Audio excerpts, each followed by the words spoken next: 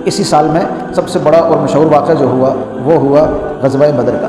غزوہ بدر سب سے مشہور اور بڑا واقعہ ہے، عظیم الشان واقعہ ہے، اور اس واقعے میں اسلام کی عظمت، اسلام کی بقا کی نوید ہے کہ یہ واقعہ، اس کی تمہید تو یہ ہو گئی تھی کہ اللہ کے نبی نے جو غزوہ صفوان کیا، جسے غزوہ بدر اولیٰ کہا جاتا ہے، تو یہاں سے ابو سفیان بچ کے نکل گیا، لیکن اسے خبر پہنچ گئی کہ میرے پیچھے کچھ لوگ آئے۔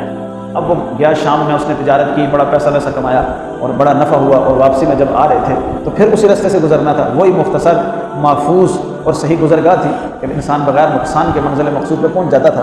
تو اب اس کے دل میں کھٹکا بھی تھا کہ اب ہم واپس آ رہے ہیں تو ہو سکتا ہے پھر ایسی صورتحال پیدا ہو جائے۔ تو اس نے کچھ بندے آگے بھی بھیج دیے کہ آپ ذرا دیکھتے رہیں کہ کہیں سے مسلمانوں کے لشکر کے حملے کا خطرہ تو نہیں، اور اللہ کے نبی کو بھی اطلاع تھی کیونکہ آپ بھی توجہ میں تھے کہ یہ لشکر ابھی واپس بھی آئے گا، تو آپ کو بھی اطلاع تھی۔ تو ایک دفعہ آپ نے اپنے ساتھیوں کو کہا کہ ہم نے کسی کو اخذ کرنا ہے، کسی جگہ پہ پہنچنا ہے، کچھ مال لینا ہے، تو آپ میرے ساتھ چلیں۔ تو وہاں تیاری نہیں ہوئی، اعلان نہیں ہوا، بس جو لوگ موجود تھے وہ ساتھ اٹھ کے نکل لیے۔ تو یہ 300 سے کچھ اوپر افراد بنتے تھے، تو یہ چلے گئے۔ ان میں جو ہے وہ 80 کے قریب مہاجر تھے، باقی سارے انصار صحابہ تھے۔ ان میں جو ہے 70 کے قریب اوس تھے، 160 کے قریب حضرت کے لوگ تھے۔ تو یہ جب چلے گئے، نکل گئے، اللہ کے نبی بھی ساتھ نکلے، تو ادھر سے اس کو بھی پتہ چل گیا، ادھر سے ان کو بھی پتہ چل گیا۔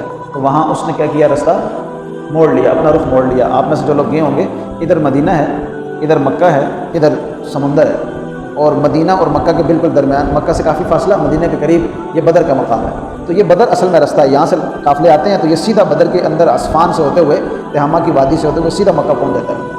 لیکن وہ یہاں کی بجائے واپس چلا گیا ادھر سمندر کے کنارے، جمبو کی بندرگاہ بھی وہیں پہ ہے۔ یہ کنارہ چلتے چلتے چلتے چلتے جدہ پہنچا، جدہ سے صلح حدیبیہ والا جو رستہ ہے، اس سے ہوتے وہ مکہ چلا۔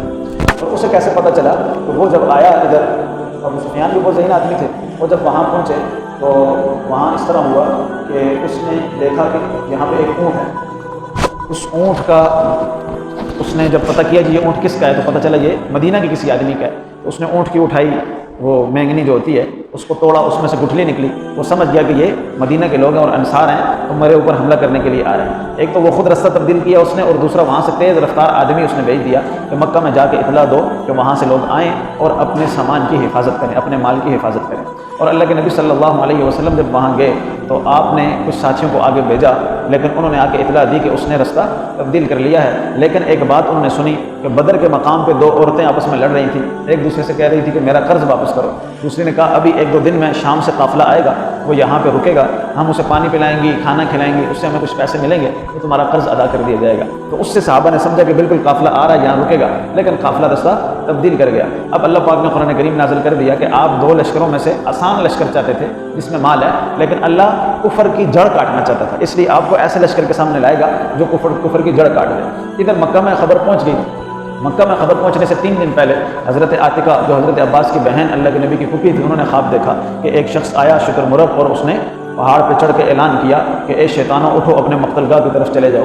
تو اس اعلان سے وہ بڑی گھبرائیں، انہوں نے اپنے بھائی کو بتایا اور کہا کسی کو نہیں بتانا، انہوں نے اپنے دوست کو بتایا، کہا کسی کو نہیں بتانا، کرتے کرتے پورے علاقے میں بات مشہور ہو گئی۔ تو ابو جہل نے پھر ان سے بد کلامی کی کہ کہا کہ تمہارے اندر پہلے ایک مرد نبی تھا، اب ایک عورت بھی نبوت کی دعوے دار ہو گئی جو کہتی ہے کہ مجھے خواب آ گیا اور ایسا ایسا ہو رہا ہے، تو تم لوگ اپنے آپ کو ایک حد اور دائرے میں بند رکھو۔ تو حضرت عباس نے اس سے اتنی زیادہ بات نہیں کی، واپس آ گئے۔ گھر میں آئے تو عورتوں نے کہا کہ یہ ابو جہل پہلے ہمارے مردوں کو برا بھلا کہتا رہا، اب عورتوں کو برا بھلا کہنا شروع ہو گیا اور آپ اسے کچھ کہتے نہیں۔ انہوں نے کہا کل میں اس کی خبر لوں گا۔ کل جب گئے اس سے ملاقات ہونے والی تھی، وہ اٹھ کے بھاگا، یہ سمجھے مجھ سے ڈر کے بھاگ رہا ہے، حقیقت میں اس نے وہ اعلان سن لیا تھا جو 3 دن پہلے انہیں خواب میں آیا تھا، وہ اس دن حقیقت رونما ہو گیا تھا۔ وہ جو بندہ ابو سفیان کے لشکر سے آیا تھا، اس نے اپنے اونٹ کی ناک کاٹ دی، کان میں چیرا لگا دیا اور اس کو اوپر سے جو سامان تھا وہ توڑ کے پھینکا اور مدد کی آواز لگائی کہ اے اہل مکہ لوٹ لیے گئے ہو، تباہ ہو گئے ہو، تمہارا سامان مدینہ کے جو یہاں سے لوگ گئے تھے وہ مسلمان لوٹ رہے ہیں، تو اٹھو اور اپنے سامان کی حفاظت کرو۔ تو سارے لوگوں کو بڑا طیش آیا، سارے لوگ ایک دم جمع ہوئے۔ ان کے ذہن میں یہ تھا کہ ہم مکہ کے